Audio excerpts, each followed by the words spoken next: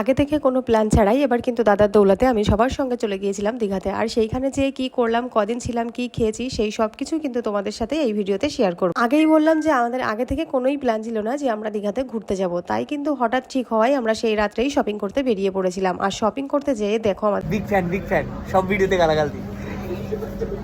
Complete করে তারপরে কিন্তু আমরা তাড়াতাড়ি রেডি হয়ে রাত 3টের সময় ঠাকুরনগর থেকে ট্রেনে উঠে পড়েছি। আর ট্রেনে উঠেই কিন্তু আমরা উনোখানতে বসে গেছি। আর এইদিকে এদের নাকি জম্বু খিদে পাইছে, তাই খেয়ে টেয়ে লক্ষ্মী মেয়ের মতো কিন্তু ঈশাদি ঘুমিয়েও পড়েছে। এই বান্দরটার অবস্থা দেখো, পুরো ট্রেন ভর্তি লোকের সামনে ও কিন্তু নাচ শুরু করে দিয়েছে। তার তোমাদের সাথে কথা বলতে বলতে আমরা কিন্তু শিয়ালদা স্টেশনে পৌঁছে গেছি। আর সেইখানে পৌঁছেই কিন্তু আমাদের দেখা হয়ে গিয়েছিল রাজুদার সঙ্গে দেখা করে আমরা কিন্তু বাস ধরে নিয়েছিলাম। এখন আমরা যাব হাওড়া স্টেশন। আর সেইখানে যেতে যেতে আমাদের কিন্তু সকাল হয়ে গিয়েছিল। আর এইদিকে দেখো কি সুন্দর সূর্যটা উঠেছে, তাই না?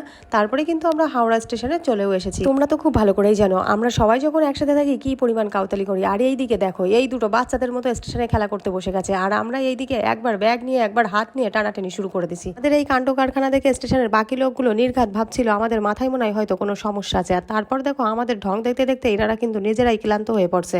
অপেক্ষার অবসান লাস্ট পর্যন্ত কিন্তু আমরা দীঘার ট্রেনে উঠেই পড়েছিলাম। আর সেখান থেকে দেখো ঝালমুড়িও খেয়ে নিয়েছি। ট্রেনে উঠে ঝালমুড়ি খেতে খেতে বাইরের দৃশ্যটা দেখতে জাস্ট অসাধারণ লাগে। তারপরে কিন্তু গল্প করতে করতে চলেও এসেছি দীঘাতে। এখানে আসতে না আসতে যে এমন একটা ঘটনা ঘটবে আমরা কিন্তু কেউ সেটা বুঝতে পারিনি। কয়েকটা ছেলে বাজে মন্তব্য করে তাই নিয়ে কিন্তু গন্ডগোল বেঁধে গেছে। তারপরে তোমরা সবাই এক একজনের হালাত খারাপ।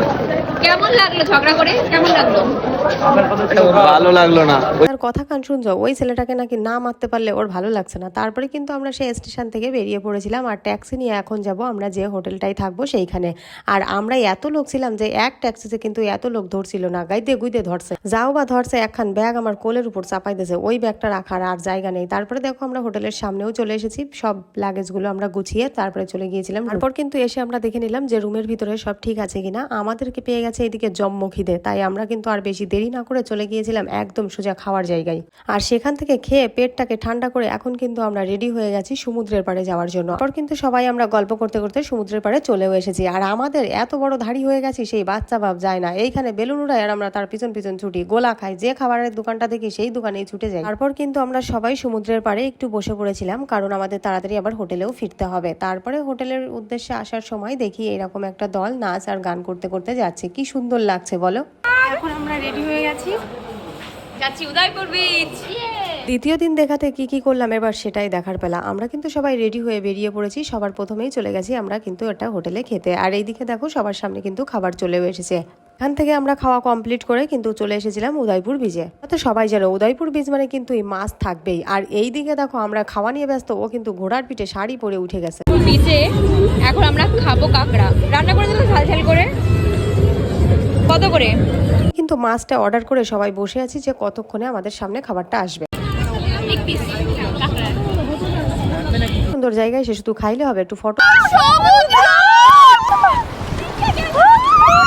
এইদিকে কিন্তু একে দৌড়ে রিঙ্কিদির কোলে উঠে গেছি। আর কে বলেছে এত সুন্দর জায়গা ঘুরতে দিনটাকে সুন্দরভাবে কাটাতে শুধুমাত্র প্রিয়জনের প্রয়োজন হয়? এরকম একটা বান্ধবী থাকলে আর তুমি সুন্দরভাবে দিন কাটাতে পারলেই কিন্তু জীবন সুন্দর। আর এইদিকে হঠাৎই দেখি শিবুদার এয়ারপোর্টটা হারিয়ে গেছে। বেচারার তো মনটাই খারাপ হয়ে গেছে, কি আর করা যাবে। তারপর কিন্তু সেখান থেকে সন্ধ্যায় আমরা কিছু কেনাকাটার জন্য শপে চলে এসেছি। আর এইখানে এসে যা জিনিসের দাম, বাপ রে বাপ, দামগুলো শুনেই তো আমরা দোকান থেকে পালাই আইছি। আর অয়নদা দেখো এই জিনিসটাকে ধরে বলছে এইটা আমার ভাই, এটাকে রেখে আমি যাবই না, তাই বারবার তুলছে আর বারবার আদর করছে। সোজা কিন্তু আমরা চলে এসেছিলাম মাছের এইখানে। কি সুন্দর লাগছে কালারগুলো, তাই না? তারপরে এইখানে আমাদের প্রয়োজনীয় জিনিসগুলো অর্ডার করে আমরা পাশের দোকানগুলো থেকে আমাদের পছন্দের কিছু জিনিস নিয়ে কিন্তু আমরা আবার হোটেলে ফিরে গিয়েছিলাম।